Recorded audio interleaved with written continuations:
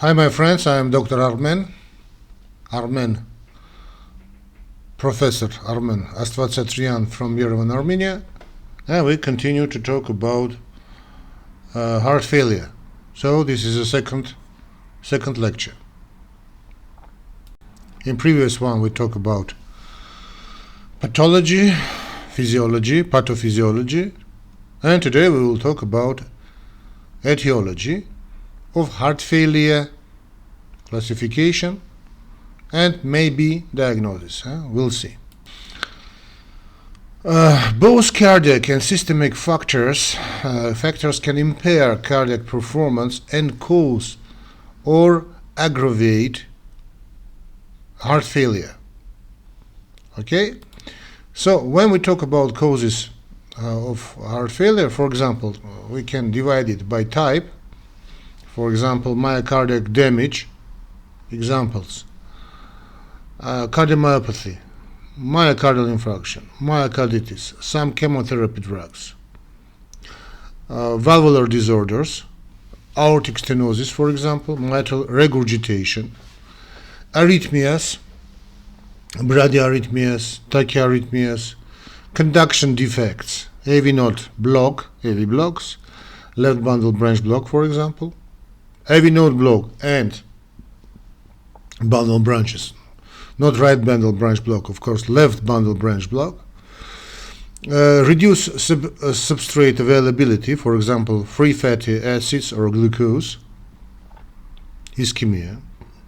Infiltrative or matrix disorders, for example, amyloidosis, chronic fibrosis, that, for example, in chronic fibrosis, systemic sclerosis, hemochromatosis. So this is cardiac type, and systemic, for example, disorders that increase demand for ECO, cardiac output. Anemia, hyperthyroidism, Paget disease, disorders that increase resistance to output after load, aortic stenosis, hypertension. So we've got a classification of heart failure. Actually, we talked about in first lecture, and we will continue. So the most common classification of heart failure currently in use stratifies patients into heart failure with reduced ejection fraction, systolic heart failure, and heart failure with preserved ejection fraction, so diastolic heart failure. Heart failure with reduced ejection fraction is defined as heart failure with left ventricle ejection fraction less than 40%. Heart failure with preserved ejection fraction is defined as a heart failure with left ventricle ejection fraction more than 50%. Patients with left ventricle ejection fraction between 40 and 50% are in intermediate, so-called intermediate zone, that have recently been categorized as heart failure with mild range. Mild. The traditional distinction between left and right ventricle failure is somewhat misleading because the heart is an integrated pump, and changes in one chamber ultimately affect the whole heart. Actually, we can talk about whole organism, whole body. Problems in one part of the body provoke problems in whole body, so-called holistic medicine. But I see its point of view is very reasonable. However, these terms indicate left ventricle failure, right ventricle failure. These terms indicate the major site of pathology leading to heart failure and can be useful for initial evaluation and treatment. Other common descriptive terms for heart failure include acute or chronic, high output or low output, dilated or non-dilated, and ischemic, hypertensive or idiopathic dilated cardiomyopathy. About cardiomyopathy we have talked about a lot. And treatment differs based on whether the presentation is acute or chronic heart failure. But, dear friends, I remark this problem. Acute heart failure is the actual problem of myocardial infarction. So don't fight. This is a KILIP classification. Okay? Okay, let's talk about ventricular failure.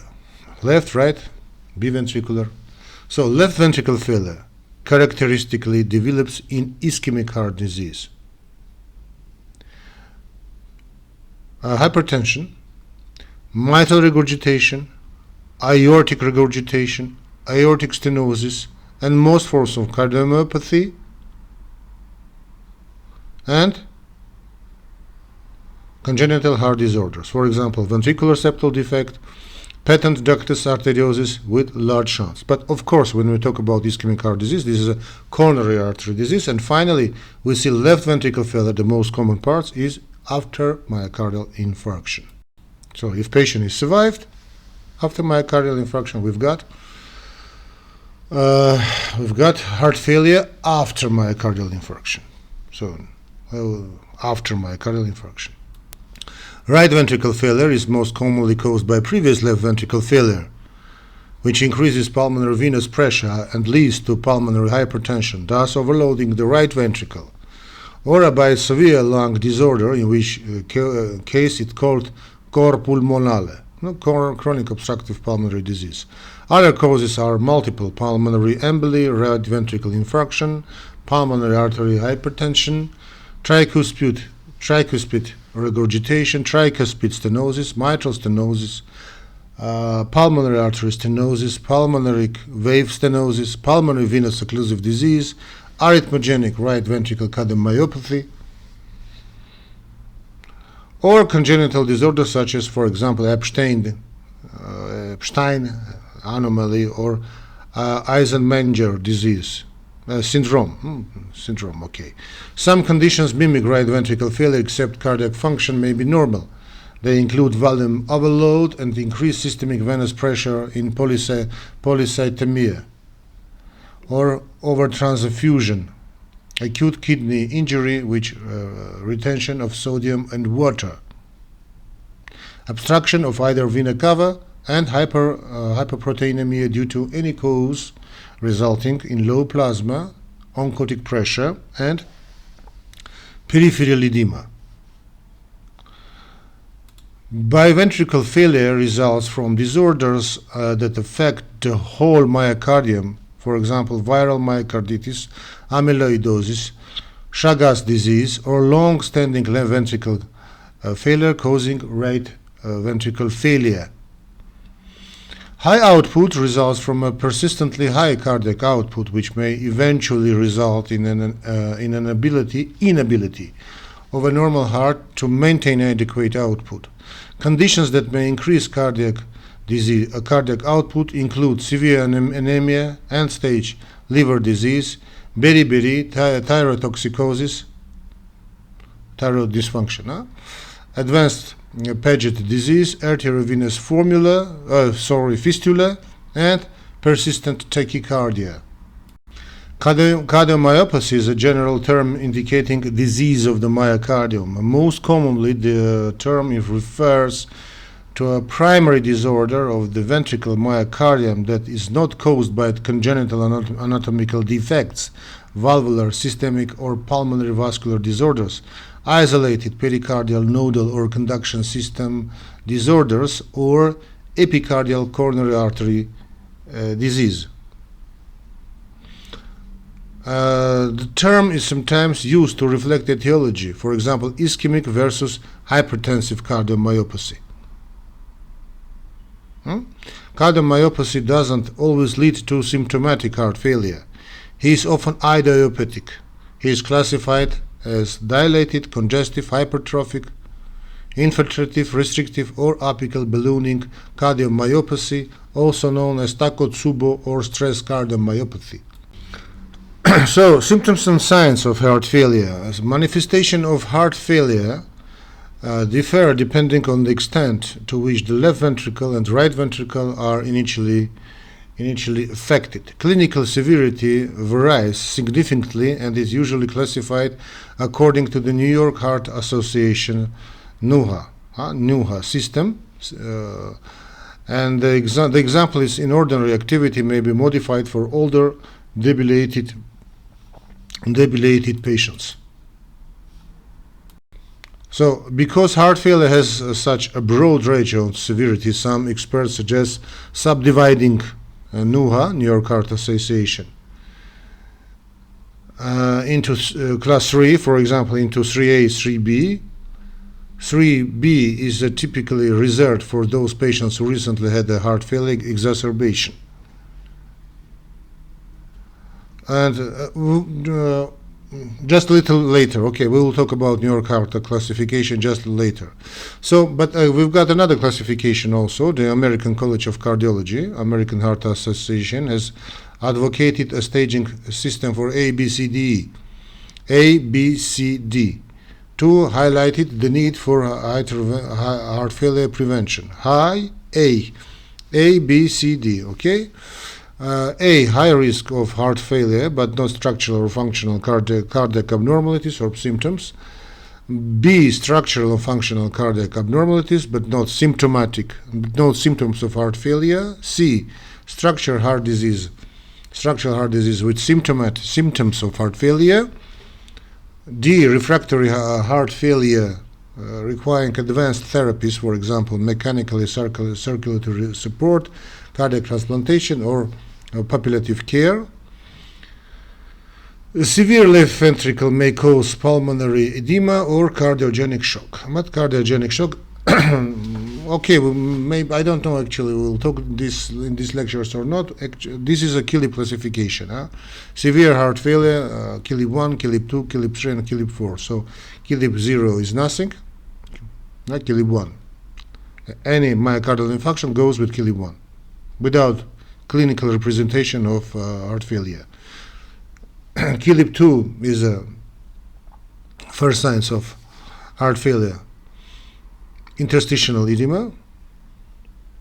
KILIP 3, so pulmonary edema, alveolar edema, and 4 is a cardiogenic shock. But okay, if we talked about New York Heart classification, NYHA classification of heart failure, that exists more than 50 years, as I know, is one of the best classifications, for example, as a Canadian classifications. And we've got NYHA. NYHA is a New York Heart Association classification of heart failure of 4 classes. So first class, when we talk about first class, so what is definition of the first class? This is a definition. Class 1, ordinary physical activity doesn't cause undue fatigue, dyspnea or palpitations. So there is no limitation, and ordinary physical activity, no problem. For example, can complete activity requiring less than 7 MET. So what is MET? Metabolic equivalence. Metabolic equivalent or task is a measure of how much energy expended compared to remaining at rest. So 7 MET, for example, 7 times more. Okay? So MET 1 is a metabolic equivalent at rest. Okay? So MET 7 times more. So this guy from NYHA 1, this patient, can complete any activity requiring less than 7 MET. What is this? Carrying, for example, 10 kilograms up to 8 steps, carrying objects weighing more than 35 kilograms, shovel snow, spade soil, ski, play squash, handball, basketball, football, jog or walk, very intensive. So 8 kilometers per hour.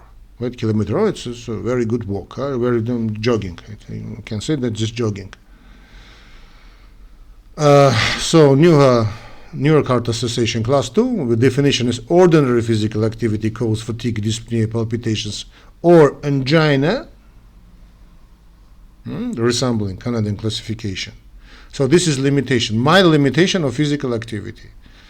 So can complete any activity requiring less than 5 met. 5 times more. So what is 5 met? Sexual intercourse without stopping. Gardening. So garden. Roller skate. Walk 7 kilometers around an hour on a level ground. So it means it's not jogging, it's just walk in a high vitesse. Climb 1 flight of stairs at a normal pace without symptoms. Class 3, comfortable definition. Class 3, comfortable at rest, no problem at rest. Less than ordinary physical activity causes fatigue, dyspnea, palpitations, or angina. So this is a moderate limitation, of course, of physical activity. And, for example, can complete any activity requiring less than 2 met. 2 met. Shower or dress without stopping. Strip and make a bed. Clean windows. Play golf. And walk 4 kilometers an hour. So walk 4 kilometers an hour. This is just walking like Egyptian. Walking like walking. Without any precipitation, without precipitation, etc., etc. Without transpiration. No, it depends, of course. And actually, finally, NYHA class 4, Neurocardiac classification 4, and the definition: symptoms occur at rest. Now, once again, resembling Canadian classification of angina. Okay? So, any physical activity increases discomfort. Of course, this is a severe limitation. Cannot do or cannot complete any activity requiring more than 2 met. So, actually, this patient has to be in rest. More than 2 met. Can't do it.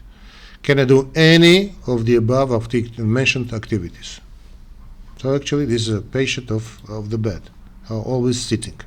Very severe situation, of course. But this is a chronic heart failure. Neurocardiac association classification is a chronic classification of chronic heart failure, not acute heart failure. Actually, the fantastic classification. So, okay, about history.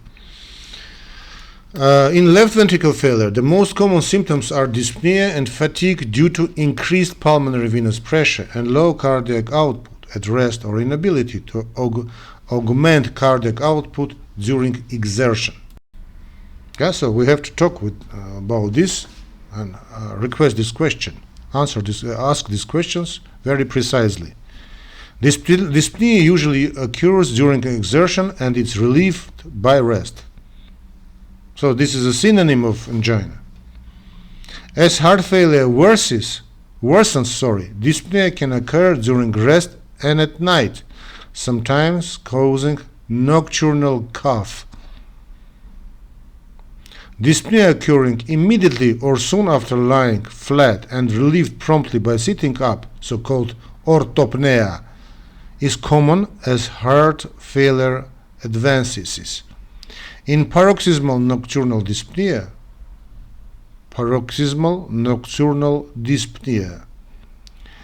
so dyspnea awakens patients several hours after they lie down and is relieved only after they sit up for 15 to 20 minutes. In severe heart failure, periodic cycling or breathing, chain-stocks respiration from a brief period of apnea, patients breathe progressively faster and deeper, then slower and shallower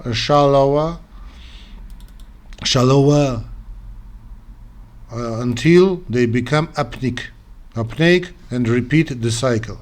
Can occur during the day or night.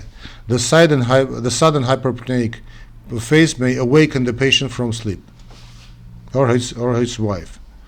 Chain-stocks breathing differs from paroxysmal nocturnal dyspnea in that a hyperapneic phase is short, lasting only 10 to 15 seconds, but the cycle recurs regularly, lasting 30 seconds to 2 minutes. Paroxysmal nocturnal dyspnea is associated with pulmonary congestion, and chain-stocks respiration with low cardiac output. Sleep-related breathing disorders such as sleep apnea are common in heart failure and may aggravate heart failure. Severely reduced cerebral blood flow and hypoxemia can cause chronic irritability and impair mental performance. Concerning right ventricle failure, history in right ventricle failure, the most common symptoms are ankle swelling and fatigue.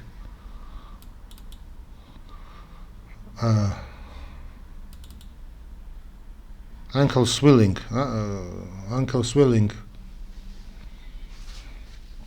edema and fatigue.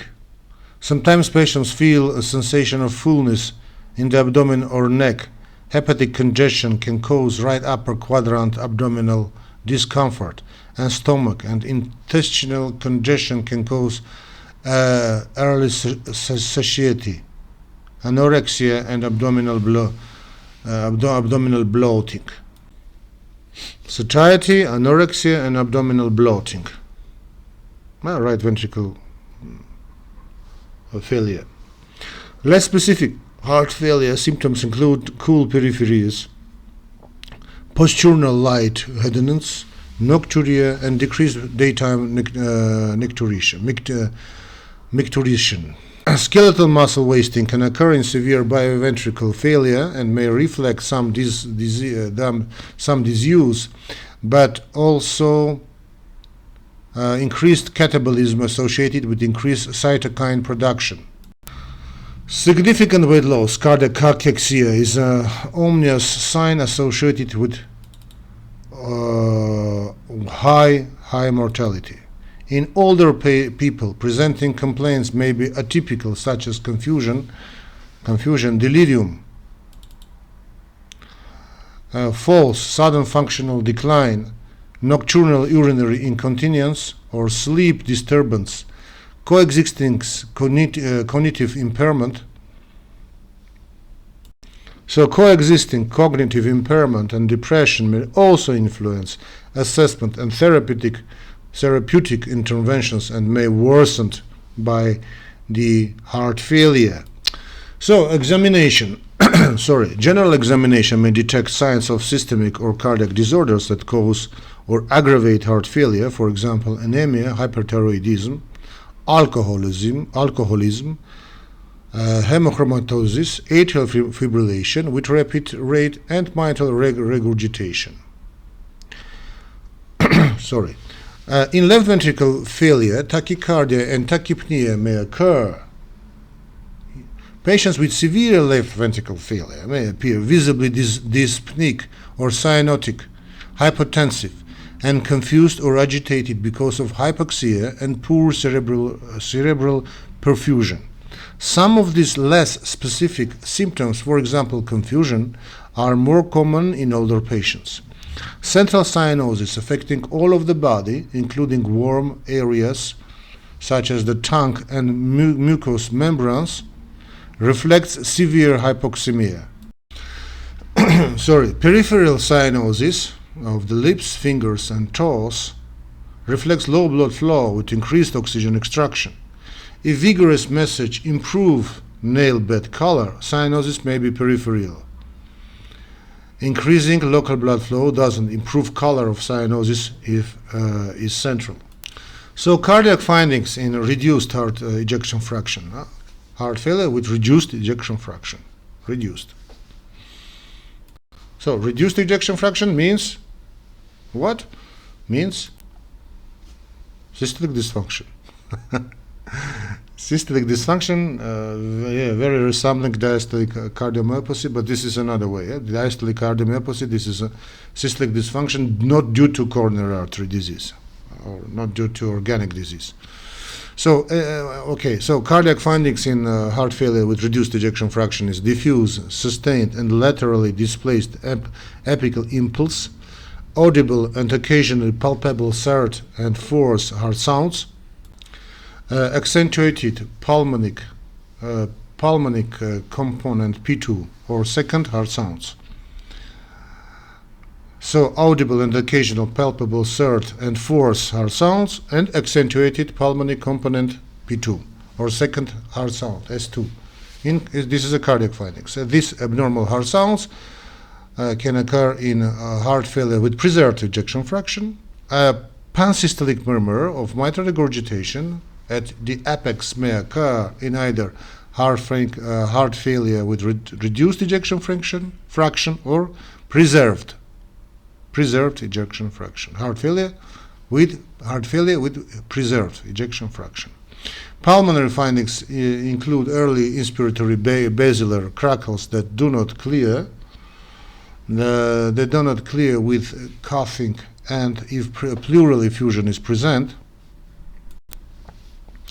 So pulmonary findings include early inspiratory basilar crackles that do not clear with coughing, and if pleural effusion is present. Dullness or percussion, and diminished breath sounds at the lung bases. So signs of right ventricle failure include non-tender peripheral pitting edema. So signs of right ventricle, non-tender peripheral pitting edema, digital pressure leaves visible and palpable imprints, sometimes quite deep, in the feet and ankles. Enlarged and sometimes pulsatile liver palpable below the right costal margin. Abdominal swelling and ascites. Visible elevation of the jugular venous pressure, sometimes with large A or V waves that are visible even when the patient is seated or standing. In severe cases of heart failure, peripheral edema can extend to the sides, or even the sacrum. Or even the sacrum. Scrotum, lower abdominal wall, and occasionally even higher. Severe edema in multiple areas is termed ana sacra.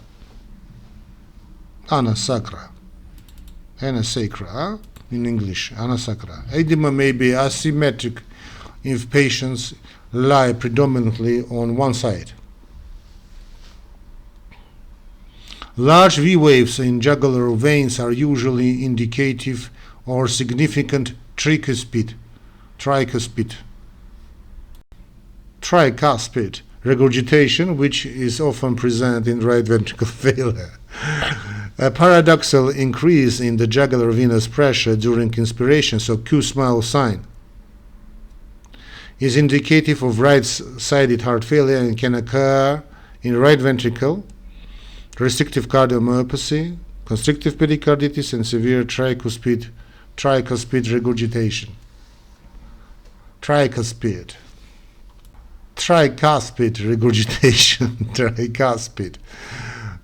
With hepatic congestion, the liver may be palpably enlarged or tender, and a hepatojugular or abdominal jugular reflux may be detected. Pericardial palpation may detect the left parasternal lift or right ventricle enlargement, and auscultation may detect the murmur of tricuspid regurgitation of the right ventricle S3 along the left sternal border. Both findings are augmented upon inspiration. Okay, I can't talk out. 30 minutes is gone. So diagnosis of heart failure and prognosis, maybe treatment in the next lectures. So thanks for your attention, ladies and gentlemen. Don't forget to make your donations. Absolutely, it's necessary to make your donations. I will check it up, my students. So make your donations. How to make these donations you can find in description of this video in YouTube. Very easy way, MasterCard or Yandex system, up to you. So see you in the next lectures. don't forget, before make your donations. I'm sure we will make these donates. Absolutely sure you will make your donations. And I will see you in the next lectures. Don't forget to follow and subscribe. Not just subscribe, huh? Follow. And put the ring on to be in touch with all news of our healthcare and education channel. So bye, see you, and God bless you. Bye, my friends.